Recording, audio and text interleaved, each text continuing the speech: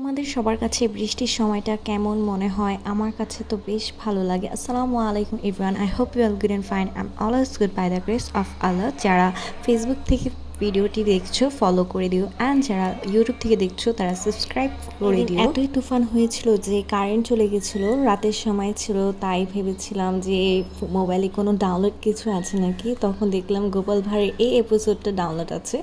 দেন গোপাল ভাঁড়ের এপিসোডটা দেখতে দেখতে কারেন্ট চলে আসছে। দেন হুট করে আমাদের মনে হলো যে ফ্রাইড রাইস খেতে পারলে খুব ভালো লাগতো, তাই আম্মুকে বলেছি যে আমাদের সবার জন্য ফ্রাইড রাইস বানাতে।